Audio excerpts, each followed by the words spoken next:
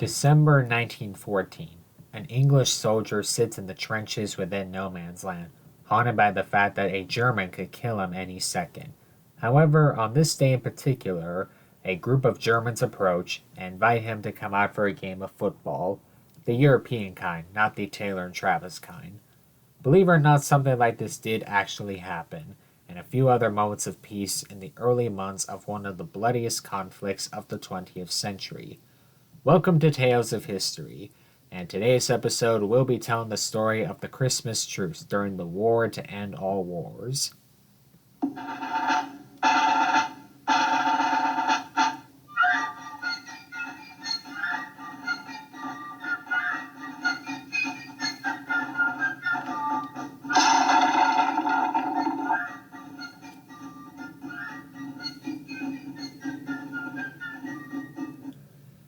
Before we get into this story of peace and jolly, we'll need some background context.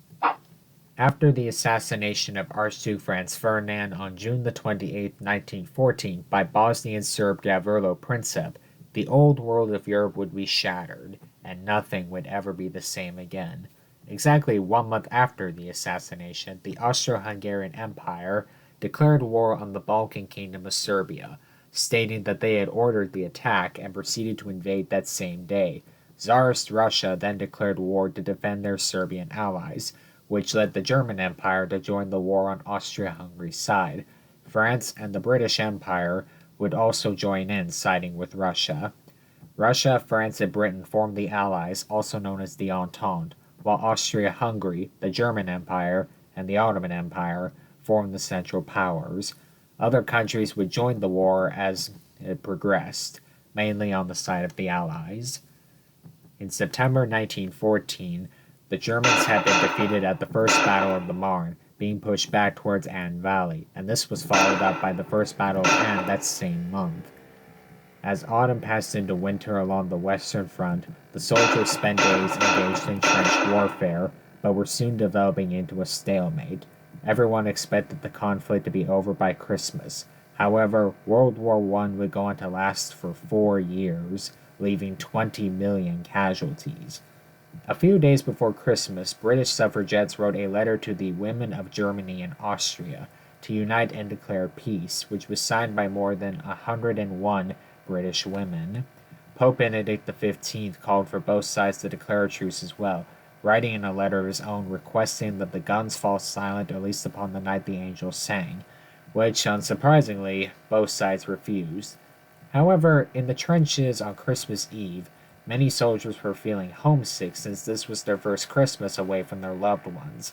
On the German side, to boost up spirits, the soldiers began to put up tannenbaum lit by candles on the parapets of the trenches. The British noticed the bright lights and got ready for what they thought was an upcoming attack. But then they started to hear a noise coming from the other side of no man's land. Not guns firing or the sound of artillery, but singing.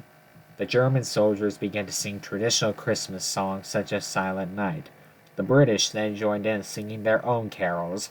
At one point, the groups began to sing together with songs such as Good King Wenceslas and Auld Lang Syne.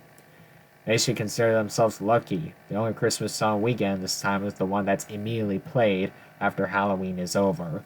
You know the one. The soldiers began to shout Merry Christmas to one another on the battlefield.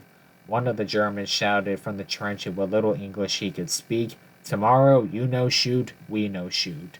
Although this story mainly focuses on the British and the German troops, similar truces were being formed on the Eastern Front by Austro-Hungarian and Russian troops, as well as the French and the Belgians joining in on the fraternization. The next morning, on Christmas Day 1914, the British noticed the Germans climbing out of their trenches and walking across no man's land, noting that they were unarmed. The soldiers began to exchange gifts with one another, such as uniform buttons, cigarettes, alcohol, and meat. They spent time feasting on chocolate, drinking, and smoking. Some even took the time to bury the dead and to hold conversations with one another, and even took part in games of football. Not everyone was on board with the truces being formed, as fighting was still going on in other sectors. Sir Horace Smith-Dorrien, commander of the Second Corps, issued orders forbidding friendly communication with the Germans. and officers on both sides feared it would make the soldiers soft.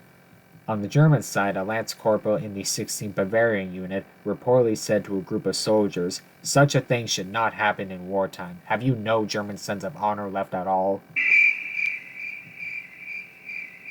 Well, no one ever said Hitler was the joyful type. The truce came approximately 5 months after World War I began, with some troops halting fighting until New Year's, but both sides faced pressure from their commanders to restart the war. As the truce came to an end, commanders saluted each other and fired 3 shots from their revolvers into the air. In December 1915, Allied and Central commanders would make extensive efforts to stop any truces from occurring. 24-hour barrages were ordered, and those who tried to form a truce would be court-martialed and face charges of treason. But several attempts at truce were made anyway, albeit not on Christmas.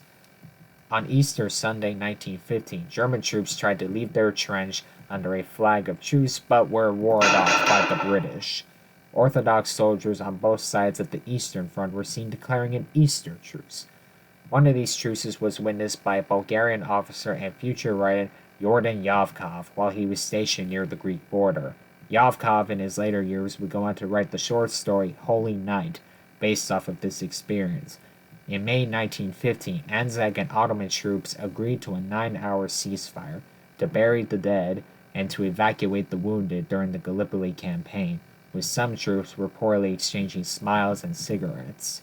The Christmas Truce would go down in history as an example that times of peace during war were possible, and that amid the gunfire, death, and destruction, there were regular people with regular lives trying to find a shred of happiness and merriment during the Great War.